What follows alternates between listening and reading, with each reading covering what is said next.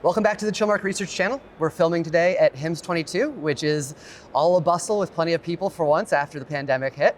I am sitting right now with Paul Wilder, who is the Executive Director of the Commonwealth Alliance, and I'm thrilled to be talking with him about what he's doing to help interoperability in the space.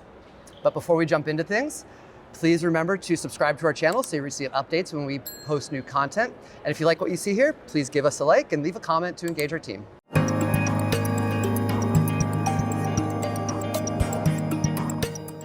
So Paul, tell me what you do as the Executive Director of the Commonwealth Alliance. Well, it's a large job. We have a very small amount of staff. It's just 3 of us that do all this work. Oh, wow. We get a lot of volunteers from the member organizations, Cerner, eClinicalWorks, Athena. We set standards for ourselves to adopt, to proliferate throughout the industry, to allow Interop to work across the country. And right now we have say about 20 some odd active members, leading to about 26,000 practice sites connected and exchanging about 30 million documents a week. Wow. So a lot of stuff going on. That's great, that's good adoption. So thinking about the Commonwealth Alliance, is this a way in some regards for the industry to self-regulate itself around the interoperability needs of healthcare?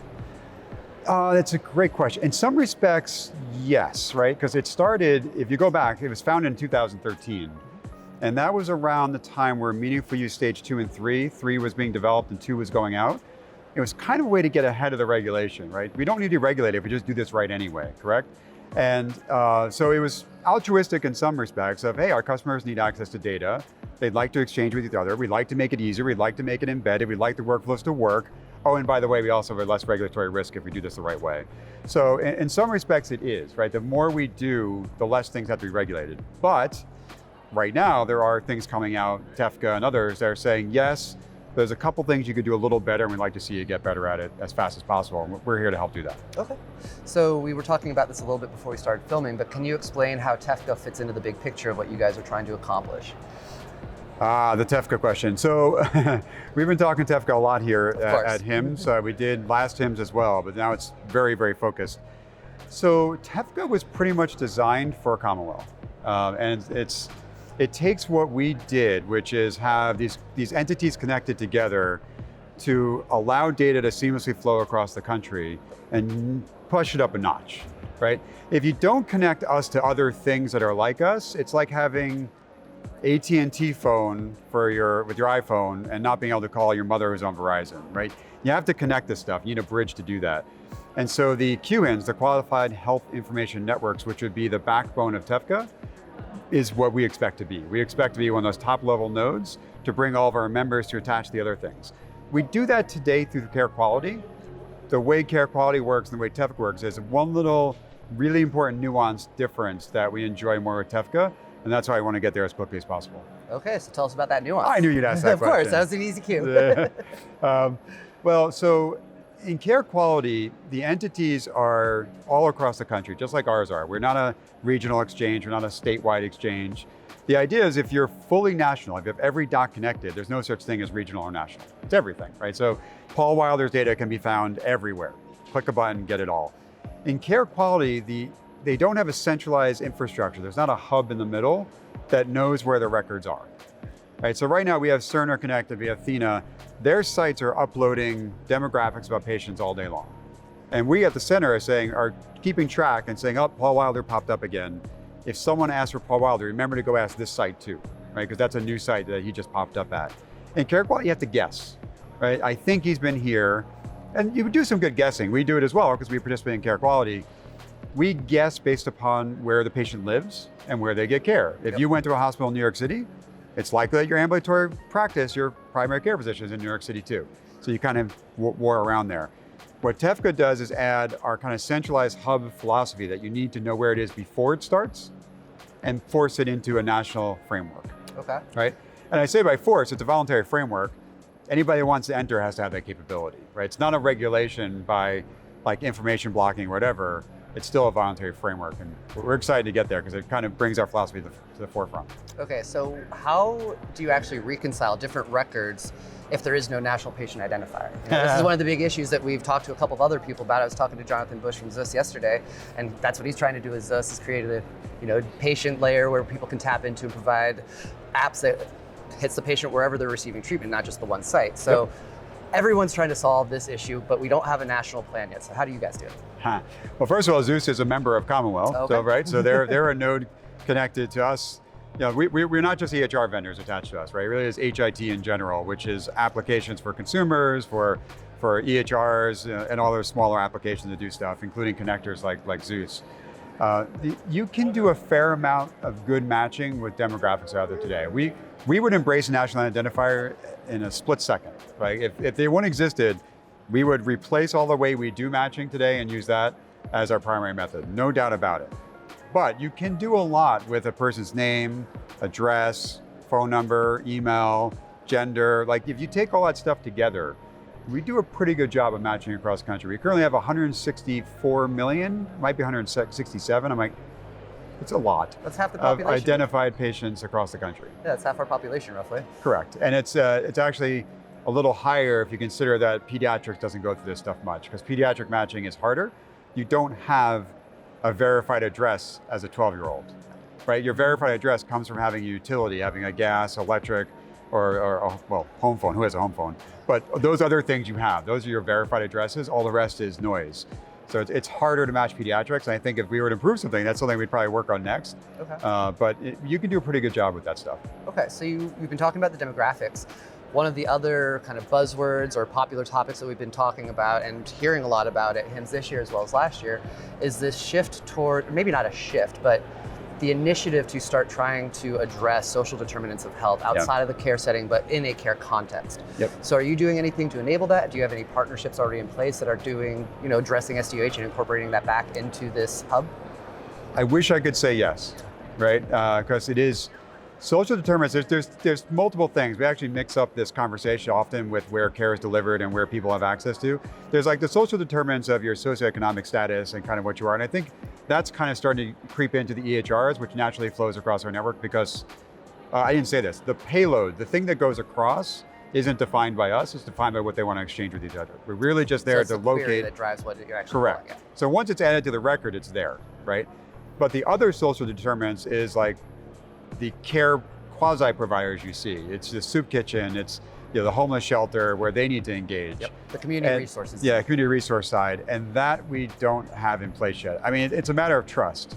Right, and we'll crack that nut eventually, but we still have a little bit more work to finish the current grid, the current utility we're building to get all the providers connected, and then we can figure out how to extend that trust to the next layer. Well, I mean, healthcare IT has been so poorly adopted by this industry to begin with for a number of years. It's only worse at these community resources because they tend not to have the budgets either to implement new IT and new innovative things. You also got to be really careful of abuse, right? These are, the lower you go down in socioeconomic status, the more people prey on them, right? And so you got to think twice. This is what they say when you're building a house.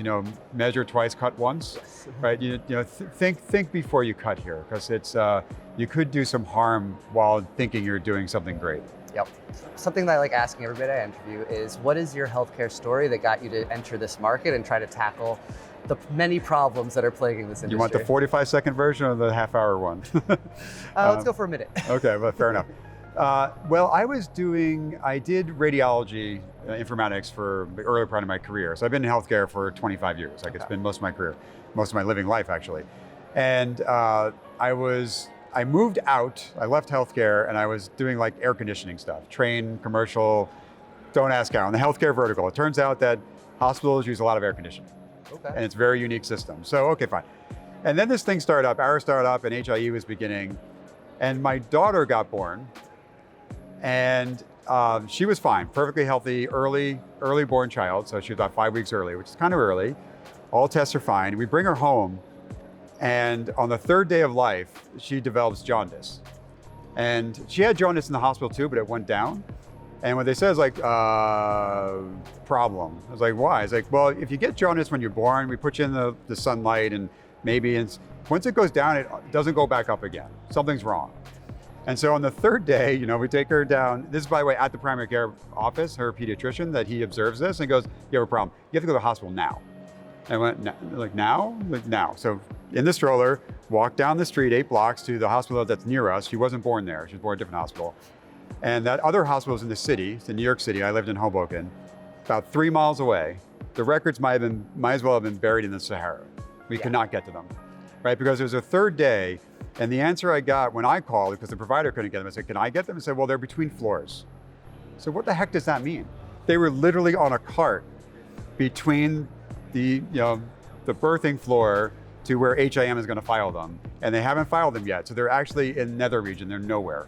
And so my daughter now had a meningitis spinal tap, which I heard that scream from the other room, in blue light for 4 days. And you're like, and all these extra tests because they could not get the data to find out the tests they'd already done. So when I got the lab bill, and it was about 10 pages, Oh my God. right? And I didn't pay for this, so I was insured, but I'm like, this is ridiculous. Yeah. All because the record couldn't get from 3 miles away to where I was sitting at that moment in time. 90% of those tests were unnecessary because they're already done while she's at the hospital. They did them again. I said, someone's got to fix this. And now I'm here. Okay, that's really cool. That's a very good story to share. Yeah, There's always a personal element to these things. I tell a lot of stories. My staff that work with me know that there's always an analogy, there's always a story. Okay, that makes sense. So what do you think the future of interoperability looks like in healthcare? When you envision a perfect, seamless system? Well, that's two questions actually. What's the perfect system, and what do I think is actually going to happen? What do you think the outcomes will be? Like, what are you excited about when we solve this issue? What I'm excited about right now, we already have scale. Yep. Volume is growing. I could probably sit and almost do nothing, and it's going to continue to grow. That's not good enough. The main thing that's being added, and TEFCA is trying to push this in, and this is why, part of the reason why I want the Alliance to move there as quickly as possible, is getting patients access to their data. So a story, you asked me to tell a story of why I entered this, why I keep doing it. A lot of mistakes are made in healthcare, and you just don't know about it. And I believe that the human, the patient, the consumer, is the ultimate arbiter of their data and the person that cares the most about it. And we've had years of portals and low adoption of them because they don't work well. We need to plug patients into the networks that the provider is already plugged into. If I have 50,000 entities connected and I can get all these records, why can't I as a human get that? Yep. Right. And very simple story. About 3 weeks ago, I went to my primary care provider, high blood pressure control. Hopefully my life insurance company isn't listening right now. I'm fine, I'm under control again, don't worry, I'm not gonna die. And I got home, I looked at the portal, because I'm a geek, I have access to every single portal I have. And it showed that I had a full blood workup, or a test for it. I got a blood draw, which didn't happen. And then I had an HPV vaccine that day. I said, I'm not aware of many 40-some-odd-year-old men that get HPV vaccinations. Something's wrong. Yep. Right? And if I didn't catch that, you're like, oh, who cares? Every other provider that ever sees that is going to realize it's a mistake and not care. But let's say go forward 20 years, I'm diagnosed with some rare cancer that is easily solved by some new therapeutic, and that therapeutic is contraindicated against someone that has HPV vaccination. Yeah. I'm out. Like all the AI in the world is going to say, this would be great, except you did that. Yeah. And it's never going to suggest it because the data knocked it out before the provider even made a choice.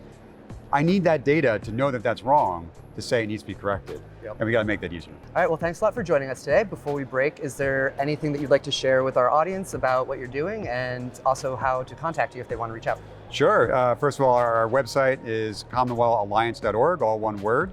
And I'm just Paul at that, so Paul at commonwealthalliance.org. Feel free to send me a note. I do have a lot of things in my inbox. If I don't get to it, just send it 2 more times. I will see it eventually, and I will get to it. As for things that we're kind of working on, this TEFCA thing's a big deal for us, right? It is a big move. The problem with TEFCA, and the reason why we're out there saying that we're going to be there, is others have to show up or it doesn't work. It's a fax machine without someone. Okay, sorry, we're an HID. We're not allowed to talk about fax machines. It's a phone without someone else having a phone, right? You don't want to be there with your friends and go, where's everybody else? So, we're coming. We're going there. We're waiting for final documentation that we can sign, the agreement that puts us as the supernode or one of the supernodes. And with that comes patient access. So we're expecting to do a lot of movement in the next couple of years. I was a scientist back in a previous life, so I can fully appreciate the need for having that full longitudinal perspective on the patient. How many other places did you say longitudinal? It's always at HIMSS. It's always at HIMSS. Never in daily life I've ever said the word longitudinal. Definitely not null. Longitude every now and then, but yeah, rarely. All right, well, this has been great, Paul. Thank you so much for joining us today. And thank you, everyone on the audience side, for joining us for this interview. And if you liked what you saw, please subscribe to our channel and give us a like.